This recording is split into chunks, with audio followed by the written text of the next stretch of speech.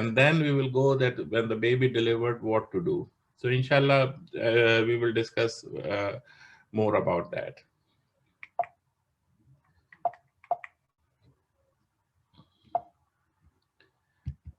Okay. So I have no financial conflict of interest to disclose. Why I am showing this slide, because I have to tell something, some different kind of surfactant, but I have nothing to do with that, and some mode of ventilation also. So this is the simple objectives, the definition, pathophysiology, management, to agree for the best management and noticing improve outcome. Okay, all this we will discuss it, and by the end of the thing, lecture or the talk, it is expected to be change of practice. Thus, I really adhere to some point. I know you are all doing a very good job regarding that, but I want you to adhere on some practices which we can make a lot of difference in the outcome of those babies. So the introduction is the respiratory distress syndrome is the most common problem in the newborn, especially in the premature babies, and typically affect below 35 weeks of gestation. And why it is like that? Because the lung maturation, I will show you the diagram on that. Then we should know what is the criteria for diagnosis. But before go into that, we have a different kind of definition. This is a very busy slide, but look at that. WHO has some definition. Then NICHD, which is the National Institute of Child and Health Diseases in USA, there the insurance system have ICD-10. Now for the code diagnosis, then archive have some. Swiss society has their own definition, the Chinese has their own definition.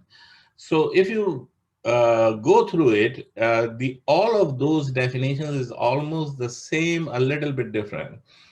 So this is the main thing you have to understand, that first of all, what is the meaning of tachypnea, bradypnea, and apnea? And you all know better than me the respiratory rate of 60 or more breaths per minute is the tachypnea. Less than 30 breaths per minute in the newborn is bradypnea.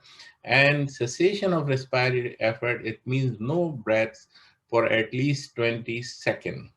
Now with that, if you have a clinical symptom, nasal flaring, noisy breathing, grunting, stridor or wheeze, retractions, central cyanosis, all this can add up, and we call it respiratory distress syndrome.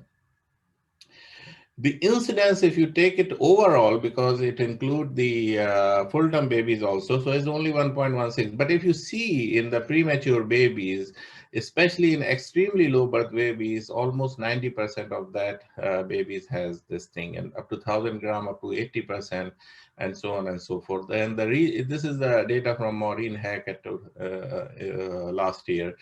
The reason that is we all know that there is a deficiency of the surfactant. Now this is the slide which I want you to take a look and just for 1 or 2 minutes concentrate on that. There are two more stages, total of 5 stages: embryonic, pseudoglandular, so up to 16 weeks. So we are not concerned because we think of the abortion. We are more concerned about the secular stage and alveolar stage, where we have most of our babies in these stages. Now, there are many other factors which can affect the development of lung. For example, steroids help in developing lungs, antenatal exposure, chorioamnionitis can damage the lung, intrauterine growth restriction can help in developing the lungs, and the stage of RDS in those babies are milder or moderate as compared to the normal weight babies. Then postnatal exposure is, of course, ventilator can induce injuries, oxidative stress, steroids can help, but they have other side effects. We will go through it. Most important thing is to remember there is and those who are preparing for exam, there's a lot of, there's almost every time they ask what is the difference between new BPD and the definition of old BPD. So the developmental arrest or the delay is called the new BPD, and the old BPD is the structural injury because of the other factors which is mentioned, and that is a normal development. So we have to understand this part. Okay. Okay. So I showed you this table before in my talk of the how to approach respiratory distress. But anyway, again, to just for reminding us ourselves, this is the embryonic, pseudoglandular, clavicular, and terminal, and or saccular and alveolar stage. And different stages have different diseases.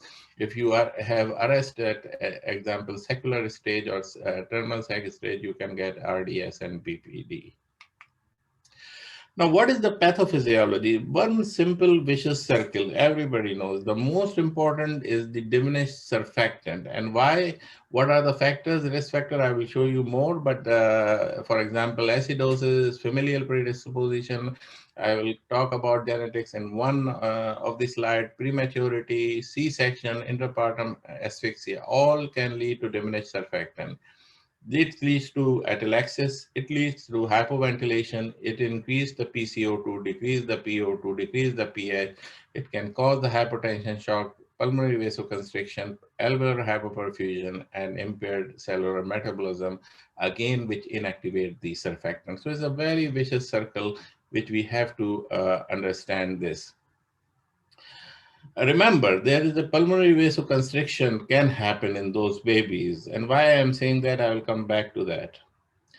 This is just a very old slide from the book of our pathology, which we all read, that initially we call this hyaline membrane disease.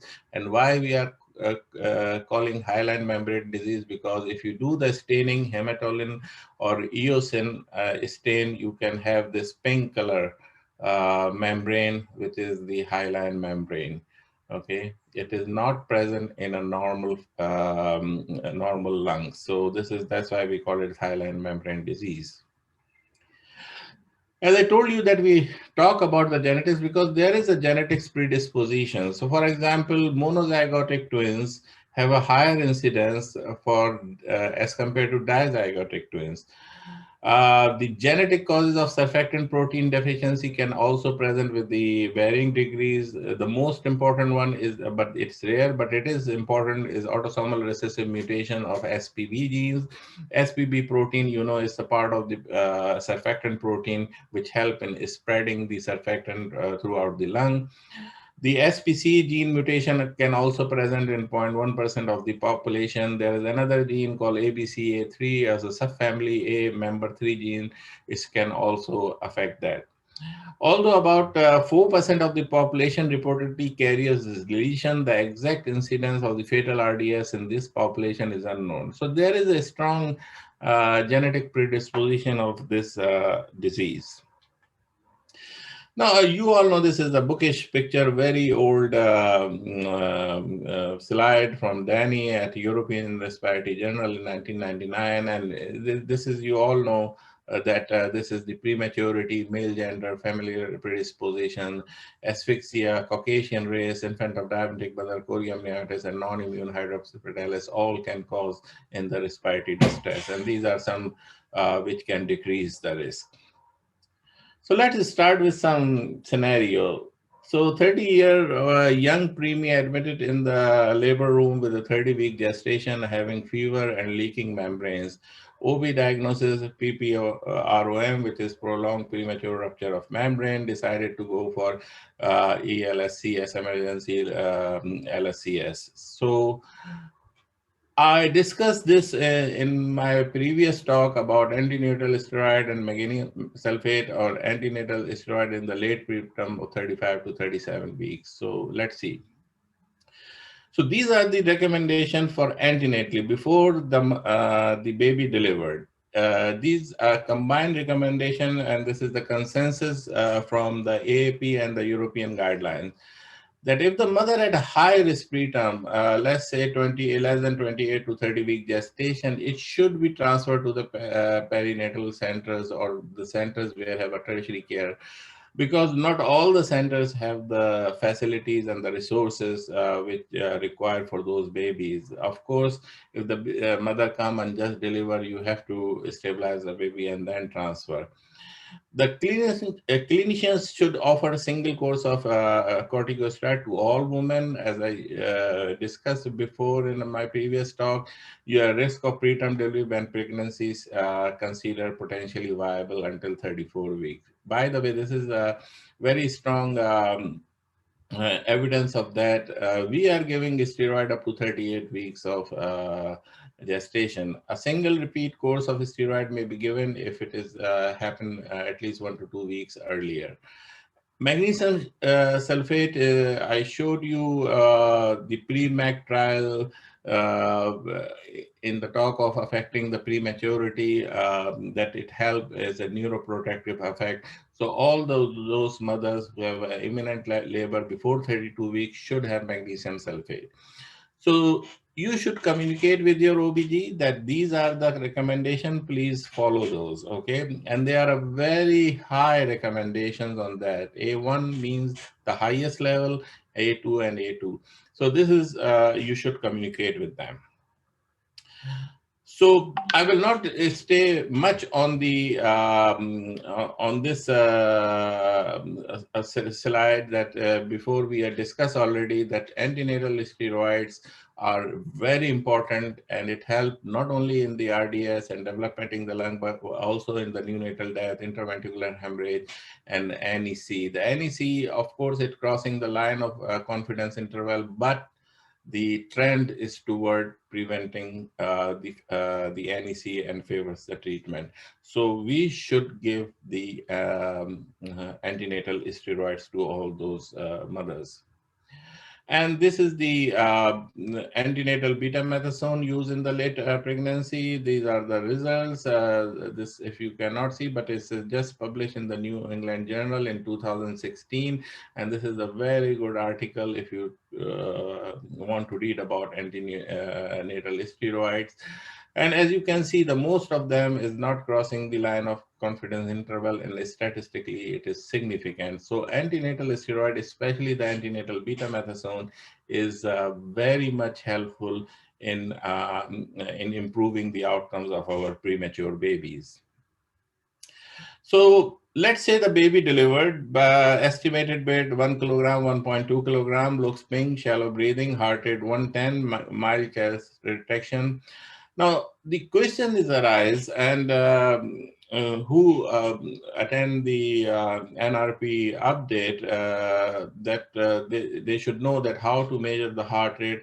And I also discuss about the delayed cord clamping or the milking. So these are the two main questions as soon as the baby delivered.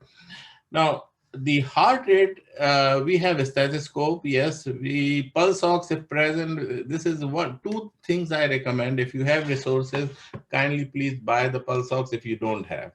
And the other thing I will tell you later. The ECG leads, I think most of you have it. Try to apply it. We are applying the ECG leads or EKG leads in the delivery room to have the heart rate. We have other technologies also, but no need to be going through very advanced to spend money on those. But at least you should have these things, because the stethoscope auscultation may not be that accurate. The pulse oximeter, it will take at least 2 minutes to get the correct heart rate. EKG is the most accurate. In Britain, they start wireless cap sensor also, but no need to go and to buy that. The other thing is that we discussed initially also about the cord milking and delayed cord clamping. So any baby less than 30 weeks or less than 28 weeks, please do not do the cord milking.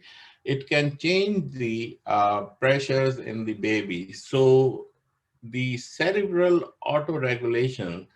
What is cerebral autoregulation? Those of you who are doing swimming, they know. कि आपने, we called it diving seal reflex. तो आपने जब dive की, and when you go inside the water, the pressure of that, then all of a sudden all the viscera try to oxygenate or to give perfusion to the brain. It is called the autocerebral regulation, that the changes in your blood pressure not changing the pressures in your brain. So this is not present in our premature babies. So what happened that if you do the cord milking, they find it out that there is a chances of having severe grade IVF. But the delayed cord clamping is approved and is recommended, and as you can see, that it help in decreasing the severe IVH. Another thing, when the baby delivered, we rush for suctioning the babies. I told you before also, this is another very comprehensive articles, and many big names, Carlo, Wally Carlo and Emla Venan was involved in this article. It's published in 2013 in Lancet. And they find it out that just the wiping of the mouth and nose at the birth is same as suctioning the baby. So because if you do the suctioning, it can delay. I showed, I think in one of my talk, I showed you the statistics of that also, that it delayed the oxygenation. So unnecessary of any procedure, you should be avoided at. If the baby don't need just some secretion, you can wipe it out, and this is enough. So baby delivered, we did the delayed cord clamping, we did the initial steps. Okay, now come that how to do the other things. So up till now, these are the recommendations. I will give you in each step the recommendations from AAP and the European guideline, which is published last year, 2019, which is the latest one. Delayed clamping, the umbilical cord for at least 60 to promote the placenta-fetal transfusion, and it's a very high evidence, as you can see. In spontaneous breathing babies, stabilize with the CPAP. I come to that. Do not use sustained inflation. So what is sustained inflation? That you give some pressure and give continuous without relieving it to the baby for at least 10 to 15 seconds. But it is no long-term benefit because the chances of having pneumothorax in those babies are higher with that. So it is not recommended. Gentle positive pressure lung inflation we should give. We will come in a few seconds about that. Oxygen for resuscitation, I will come to that, but we have to use a blender. Now, this is the problem. हमारे पास हाँ blender नहीं है. This is the another thing which we should think of buying. मेरे ख्याल में Indus में है, आखान में, लेकिन और जगह मुझे नहीं पता, लेकिन ज़्यादातर जगह blenders नहीं हैं. Use an initial FiO2 of 30% if the baby is 28 weeks, and then 21% if it is a baby is more than that, and then titrate accordingly. For infant less than 32-week gestation, SpO2 of 80% or more should be achieved within 5 minutes. देखें, this is very important to understand. एक तो हम लोगों को जल्दी बहुत होती है. This is not correct. The baby is still in the transition. We don't want 100% oxygen at 5 minutes of life. So आप सबने माशाल्लाह NRP किया हुआ है, आपने ये देखी भी होगी. These are the saturations. These are the minutes of life. So let's say 5 minute में 80 to 85% आप achieve कर रहे हैं, अगर saturation is more than enough. Don't try to give a lot of oxygen or bag and mask, which can injure their lung. So 6-7 minute में देखें, 6 minute में it's reach up to 80-85, and it take almost 10 minutes to reach the 90 and above. So that's the way we should react on the babies. किसी बात की जल्दी नहीं है. The babies are doing very well and they are strong enough to keep with that. So The next one, intubation should be reserved for the babies not responding. अगर आप कर रहे हैं और baby respond नहीं कर रहा, तो that is okay. Then you don't have, but we will come back to that. Baby who require intubation should receive surfactant, but I will give you other recommendation about that. Now, this is another bookish thing. I hate to put it in the talks because ये सब आपको पता ही होगा. Signs and symptoms क्या हैं, complications क्या हैं, you can find it out anywhere in any book. ठीक है, तो we will not spend too much time on that. PVL, IVH, NEC, ROP, PDA, everything. These type of these scores can help you in deciding which baby needs what kind of a support. So there are two scores I showed, I think before also. This is called Down's score or Downey's score. Downey is the name of the person who developed it. It's a 0, 1, and 2 minutes. The higher the score, the severe the stage of the RDS. Similar, Silverman-Anderson respiratory score, that higher the score, you calculate that what kind of a movement the baby has is more kind of objective. And then if they have grunting or anything, so you calculate everything and put it as a total. The higher the number, the severity is higher on that. This is the same score, but in just in a tabulated form. That's no brainer. Now come to the differential diagnosis. The differential diagnosis is easy, but there are some overlapping of the system of the silent syndrome. For example, RDS, transit tachypnea, PPHN, and meconium aspiration. So the major difference, that meconium and transit tachypnea is the full term, mostly the full term baby affected, and the respiratory distress and PPHN is the preterm difference. Then the etiology is different, the risk factors are different, onset of the symptoms are different.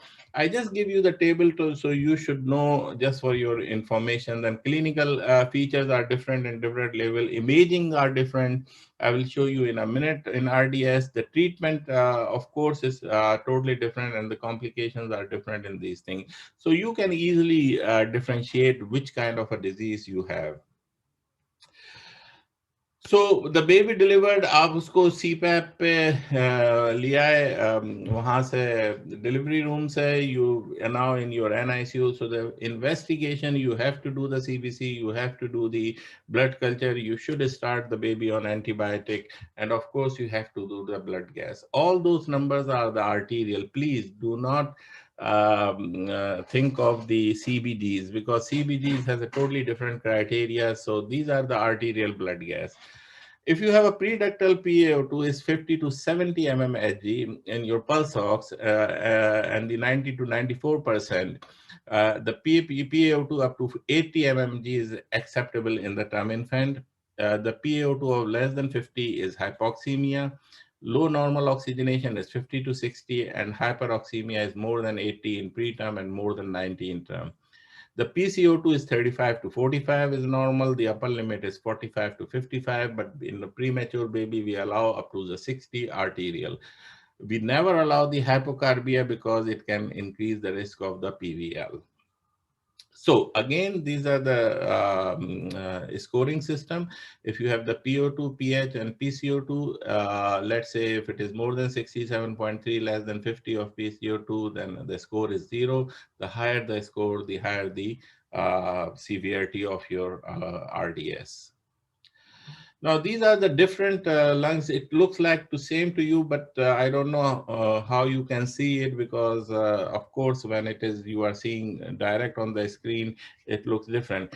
But typical reticulogranular pattern is the class 1, stage 1 RDS. If you're starting having the bronchograms, as you can see here and here, then it's a stage 2, and fully developed like a PIE. No, it's not a PIE, but fully developed these bronchograms, a lot of bronchograms with all this haziness is the stage 3. So it depends what kind of X-ray you are getting when you are having those babies. So how to differentiate? So in RDS, you have air bronchograms, reticulogranular pattern, loss of lung volume, atelectasis maybe, pneumothorax, and pneumomediastinum. So if you, it's easy for you, you can differentiate from other conditions like pneumonia, mass, or retained fluid, fetal lung liquid syndrome. You can differentiate easily with that pattern.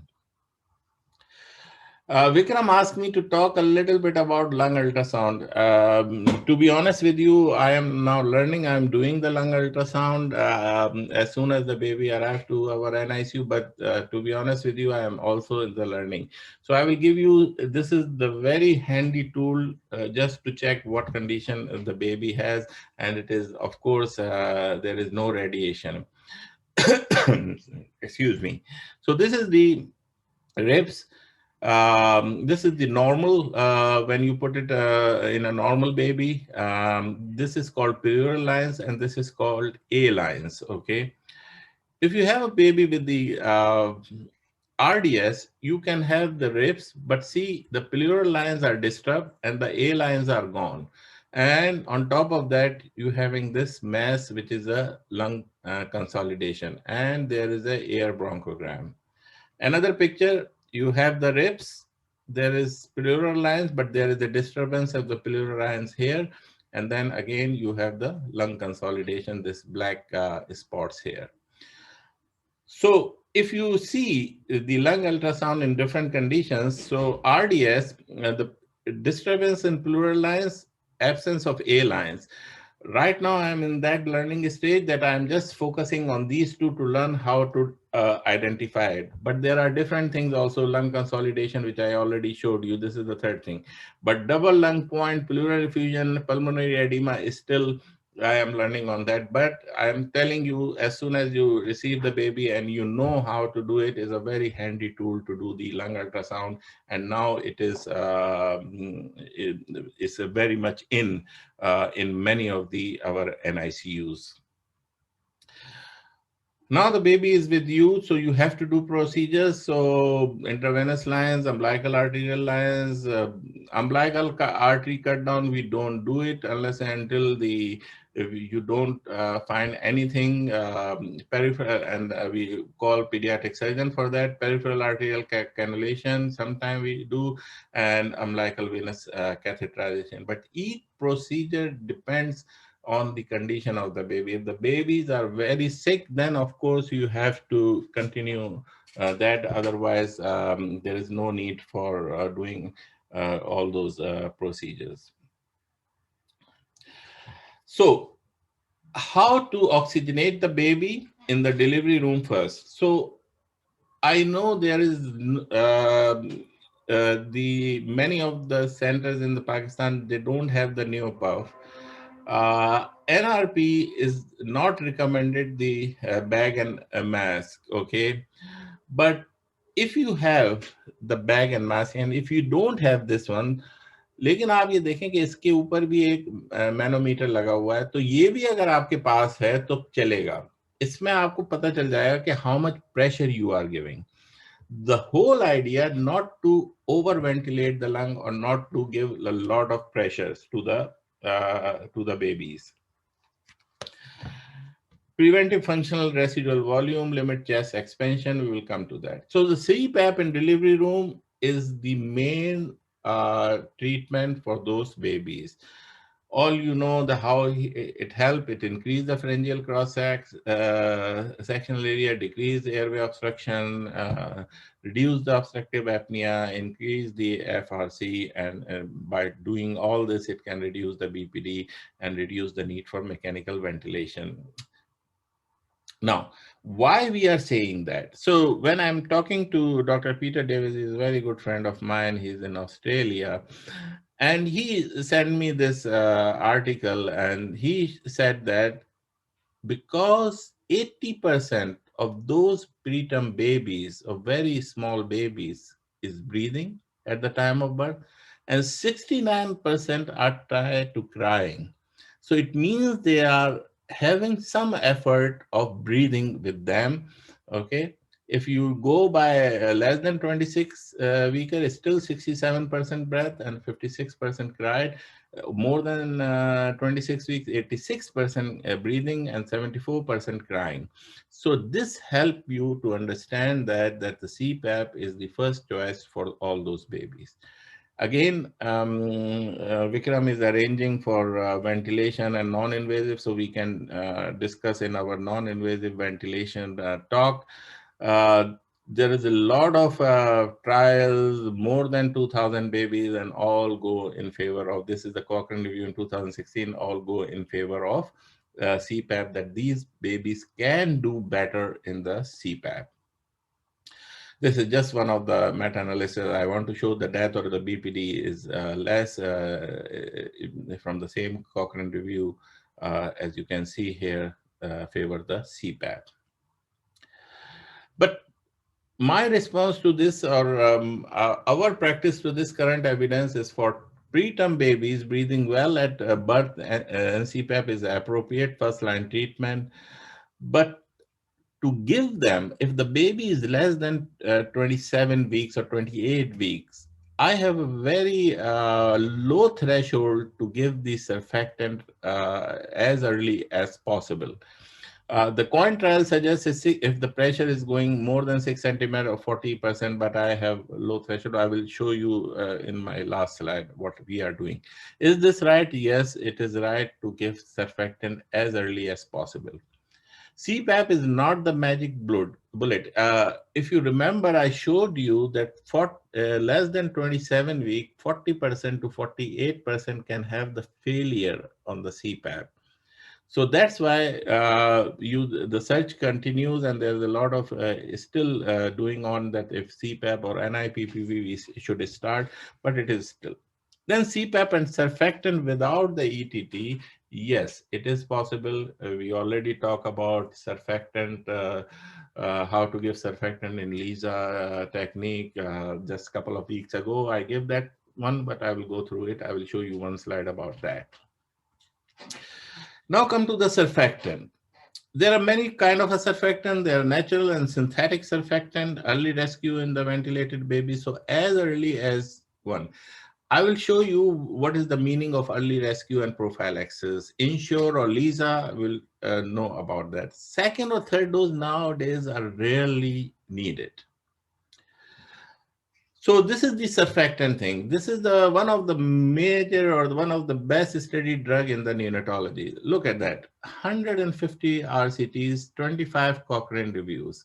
But the problem is that, or the caveat is that many of those RCTs done before the routine use of antenatal steroid and the CPAP. So that's why they are saying that the prophylaxis is better. But when they did the trials after the CPAP, or the antenatal steroid, then the early rescuer is better. Anyway, so the composition of surfactant, just for your information, 10% protein, 5% neutral fat, 4% cholesterol, phosphatidylcholine disaturate is the highest, 40% phosphatidylcholine monosaturate, it's 25%, glycerol is 8%, and others things are 8%, just to give you an idea. What is the pathophysiology? How the surfactant help in RDS? Again, this is a vicious circle. There is a, first of all, there is a deficiencies as we already discussed in those premature babies. On top of that, there are some factors which we already know, which is we call the risk factor. The lower the gestational rate, the higher that the surfactant pool is less. Prenatal stress, inflammation, okay? Then the inactivation and top of that deficiency, it can cause the severity of RDS, and it causes lung structure problem and tissue function problem. And then again, it can inactivate the surfactant. So what happened, this is Alan Job work. He's one of the pioneers in doing a lot of work on the surfactant. So what happened in the alveoli, which is without surfactant and with surfactant? As you can see, the simpler physics, if you remember, from the higher concentration, from the lower concentration, it go to the higher concentration. So the P1 is much, much greater than P2. The small alveoli are not stable and collapse into larger ones. The P1 is greater than P2. So what happened? The pressure from here to transfer to the here. So the one alveoli is getting bigger and bigger, the other alveoli become collapse and collapse. Here, because of the surfactant, the smaller alveoli also maintaining its surface tension, and the bigger alveoli is the same. It's not going bigger and bigger. So this is the main function of the surfactant in our body. So use surfactant early. You can give surfactant without intubation. We all know that. There is one surfactant called the leucinectant, or this is a synthetic, but it is under research. I will show you which type of the surfactant. So come back to first to prophylaxis versus rescue. So the pre-CPAP literature, as I am telling you, that is tell prophylaxis is better than rescue. The CPAP era is saying that decreased death or BPD is stabilized on CPAP, then give the surfactant is much better. So this is the early surfactant with rapid extubation ensure technique, and it found that it helped in all kind of parameters, BPD, intraventricular hemorrhage, and all others. So how you can give surfactant? Early rescue surfactant you have to give. Either you give by ensure technique, that you intubate the baby and extubate it, the LISA technique, the laryngeal mask administration, or nebulization. The nebulization is still under a lot of research, but it is going to be revolutionary because it is very easy to give surfactant if it is approved by the FDA and other agencies. Laryngeal mask administration is easy, but it cannot be done in less than 1,000 gram because you don't have the size available. But let's say if you don't have, if you have a 32, 31 weeker, you don't know how to intubate, then if you have laryngeal mass, you can use it and give surfactant. The insure technique you all know, but major thing is that, and what we are doing is this, that we give the angiocath, and now the catheters are available for doing this procedure. We give the surfactant through when the baby is on CPAP or NIPPV, and we continue to give the surfactant. There is no sedation needed for that. There is a difference. There's a death and BPD decrease by 12 to 10% in the hair, but here you can see it's 25%. This crosses the line of confidence interval of 1. Here it is not crossing the line, so it's statistically significant. What are the types of surfactant? We have Beractant, which is the called the name of Serventa, and then we have Poractant, which is the derived from the pig or pork. This is called Curosurf. Then we have Calfactant, which is from the calf, also from the bovine. It's called Infasurf. Leucinectant, I told you about, is a synthetic made in the lab. It's called surfactant. There's a lot of research going on about the efficacy of that. And then aerosolized surfactant, again, we have a lot of research is going on. The mainly two surfactant which they are talking about are the Beractant and the Poractant alpha. And there are some recent in the Cochrane library that the Poractant is better than the modified bovine surfactant. And the reason for that is the dosing. The Poractant is 200 versus 100 milligram per kg. So the dose is high. So most of the result because of the dosing. And the good thing about the Curosurf or the Poractant is that it is low volume and high dose as compared to high volume and low dose in the Serventa. So they said it's more rapid improvement and decreased mortality. मेरे ख्याल में पाकिस्तान में भी available है, use हो रहा है यहाँ पे भी, और सऊदी अरब में भी उसके उसमें जो शरिया कोर्ट है उन्होंने फतवा भी दे रखा है कि इट इज़ जायज़ to use this. Okay, So the recommendations for this part of the talk is baby with RDS should be receive animal-derived surfactant, okay, because synthetic surfactant is going to be the cheap, but the efficacy we don't know. The early rescue should be standard. So as soon as you think, give the surfactant, and such as when intubation is needed for stabilization. Baby with RDS, give rescue surfactant early in the course of the disease. So what we are doing, if the baby require more than 30 and more than PEEP of 6, we give the surfactant. According to those studies, the poractant is more better than the other surfactant. And Lisa is a preferred mode of surfactant administration for spontaneous breathing babies on CPAP. So these are the current recommendations. And all these we can do in Pakistan very easily just to develop the techniques only. Oxygenation तो अब बचा है आपने CPAP भी दे दिया और ये है उसको सर्फेक्टेंट भी दे दिया तो ऑक्सीजनेशन कहाँ पे रखनी है before we are keeping the oxygen at 85 to 89%, lekin then they did a lot of trials and they found it out. It is increase in the neck, increase in the mortality. So now the current recommendation is 90 to 94%. The alarm limit in the pulse oximeter, you should put 89 to 95%. So we are trying to do our best to keep the saturation between 90 and 94%. अब जरा थोड़ा सा मुश्किल मरहला कि बच्चा किसी भी तौर पे सही नहीं हो रहा तो you have to ventilate the baby. Which type of ventilation or which type mode you should use? देखें, whatever the ventilator you should master one mode और उसको आप बार बार अप्लाई करें you will get better outcome. It's like जोडू karate.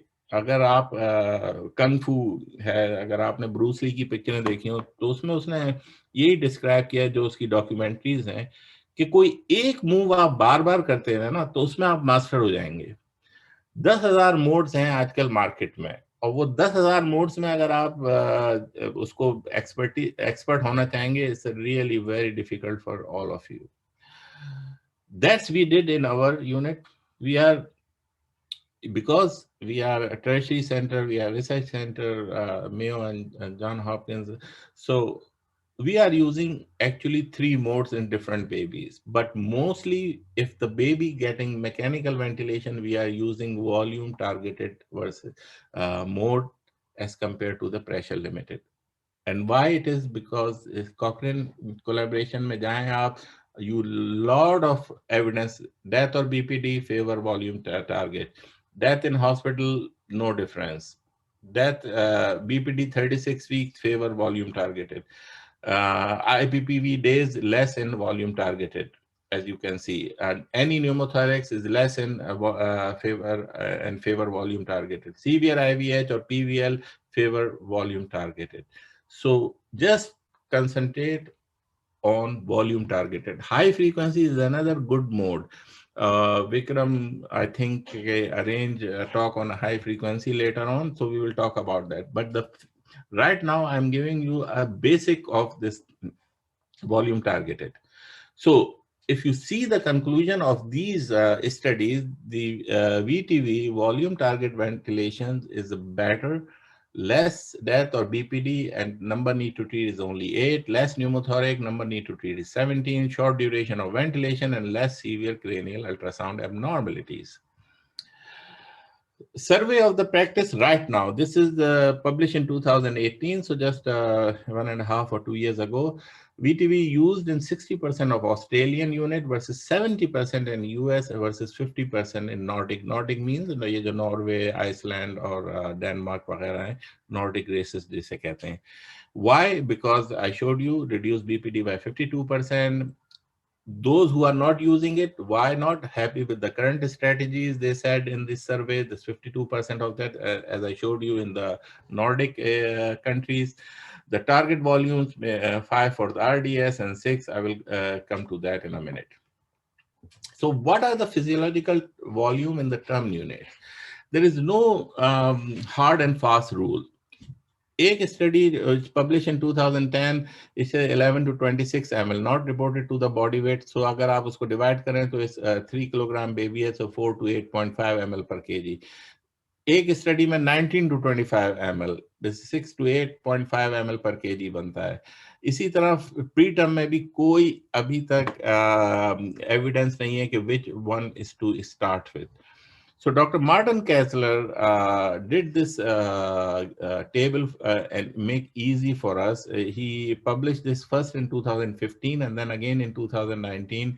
It is published by him and his colleagues. And these are the suggested volumes. Okay, I will send this talk to Vikram and you can have it. And we are following these guidelines. The preterm infant अगर है और RDS उसको है और more than 2000 gram है, we use 4 ml. अगर 700 to 1500 है, we use 4 to 5 ml. अगर less than 700, obviously he needs a little bit more. So smaller the infant, larger tidal volume needed. Okay. अगर meconium aspiration term infant है तो 5 to 7. अगर term infant with congenital diaphragmatic hernia है to 4 ml. Term infant with pneumonia to 4 ml. So these are the some kind of a guidelines which we have, and these are the pressure limit or PIP here. So this is a very handy guidelines. We can use it. So these are the ventilator settings. So first of all, you should select the access control on your ventilator. Why access control? We will talk about in other talks because of the this talk getting too long. So add volume guarantee, then set the desire according to the condition of the patient, according to the age of patient. As I showed you in the previous slide, is 4 ml per kg. The target range of PCO2 is 50 to 55. Use tidal volume more than 6 ml is not recommended in most of the settings. So these are our setting: 4 ml per kg, 25 centimeter of water, P5, inspired 10.3, backup respiratory rate of 60 breaths per minute.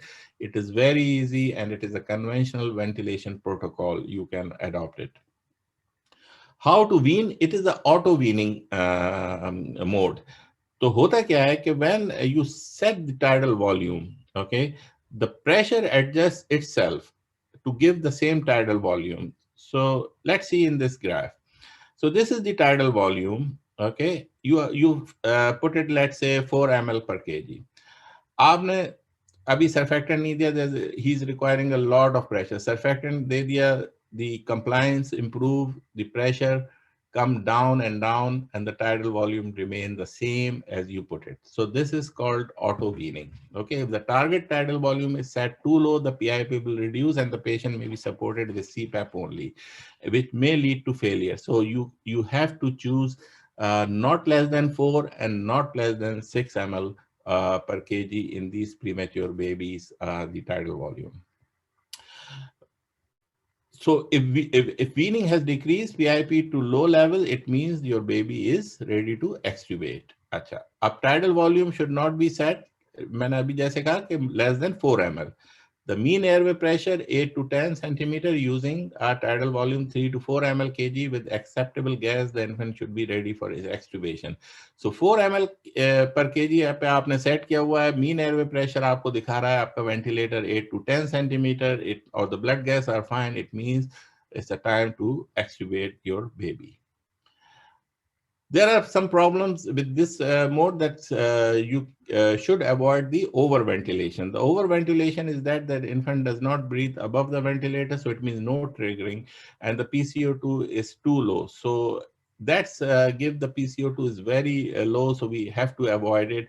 And how can we do that? Change it to the SIMV mode, which can control your rate and decrease the rate, and so we can control the hypocarbia. Under ventilation is very easy. If you think that the baby is not improving and the baby is not, so either increase the PIP or increase the tidal volume from 4 to 5 ml per kg per 5 ml per kg. So short inspiratory time can also help, and inadequate flow, especially at high rates. So these are the essential of these volume guarantee ventilation. Actually, I have full talk on that. Inshallah, कभी हुआ तो इसको discuss करेंगे. लेकिन just a snapshot I am giving to you. So ET tube is less than 50% leak, क्योंकि अगर leak होगा तो वो प्रेशर जो है वो उतना वॉल्यूम नहीं दे पाएगा जितना आपने सेट किया है. The inspiratory pressures reach plateau before expiration. The tidal volume is high enough to support the infant's breathing effort. So अगर आपने 3 पे रखा तो वो उतना नहीं होगा. So you have to go 4 and above. And the circuit gas flow and PEEP should be around 5 and not less than 5. तो ये हो गई ventilation. अब other strategies which help the baby in RDS is caffeine. We all know permissive hypercarbia. We all know postnatal steroid. I will give you 1 or 2 slide about that, and high level of CPAP maybe. So caffeine for apnea of prematurity, I think 2 weeks ago you got that talk and you know all this about, and of course caffeine is very important for all those babies. Start day 1 with the IV caffeine and then shift to the PO caffeine. Postnatal steroid, we are using, but after the 1 to 2 weeks of age because of neurodevelopmental outcome. If you use before the 1 week, then the bad neurodevelopmental outcome as compared to after 2 weeks of age, agar you are suspecting that this baby is going to develop the BPD. These are the DART protocol. 1 to 3 days, you give 0.15 milligram, then 4 to 6, and then 9 to 10 days, total 0.89 milligram per kg, and so on and so forth. Avoid the hyperoxia as much as possible because it can, of course, give the lot of oxidative stats. So European consensus guideline, delivery room is 21 to 30% again and again, and postnatal about 90 to 94% saturation is enough. Other things which help the baby in extubation, of course, caffeine, and after extubation, either you can put on CPAP or NIPP. NIPPV means non-invasive positive pressure ventilation. It means कि आपने उसको cannula लगाया और उसको attach कर दिया ventilator से and give pressure, PEEP, PIP, PEEP, and oxygenation with the. So it is a kind of a ventilation but non-invasive. And dexamethasone DART protocol we already discussed. So NCPAP immediately after extubation, it favors a lot of studies favor the NCPAP as compared to the head box. It treats 6 babies to prevent 1 failure. But NIPPV in respiratory failure and prevent intubation is better than nasal CPAP. So our practice, if the baby is less than 27 weeks, we put after the extubation or after the delivery room when the baby come to the NICU in NIPPV as compared to the CPAP. This is to prevent the intubation also. NIPPV is better as compared to the CPAP, as I just told you. So these are the recommendations. After stabilization, the mechanical ventilation should be used if the baby is not improving. Duration should be minimized. Use target tidal volume ventilation as we just discussed. Keep the pH 7.3. Caffeine should be used. Short tapering course of low dose dexamethasone, as I showed you, should be considered. Recommendation is high. Inhaled budesonide can be considered if the baby is a very high risk of the BPD. Opiate should be used selective. Patient, we don't recommend routine sedation for pain. We can use the acetaminophen. The routine use of morphine or midazolam infusion in ventilated preterm infant is not recommended. Supportive care, of course, you have to maintain the temperature, the fluids, the PDA. So what are the recommendations on that? These temperature should be 36.5 and 37.5 because higher temperature or the lower temperature is stressful for the babies. We started 70 to 90 ml per kg, but most of the babies, which is less than 27 weeks, we start with 90 ml per kg per day. Fluid must be tailored individually. Of course, it depends on the sodium level, urine output, and weight loss. Parental nutrition, if you have TPN, then you should start as from the day 1. The lipid also you should start from the day 1. The enteral feeding as soon as possible. If the breast milk available right away, you can start it, and the recommendation is pretty much pretty good. Now, this is very important, and I put it in the bold because this is also I saw many in many units managing the blood pressure and perfusion. The recommendation is that you should treat hypotension only. I put it in the bold and the red. Recommended when it is confirmed by the evidence of poor tissue perfusion, oliguria, acidosis, and poor capillary.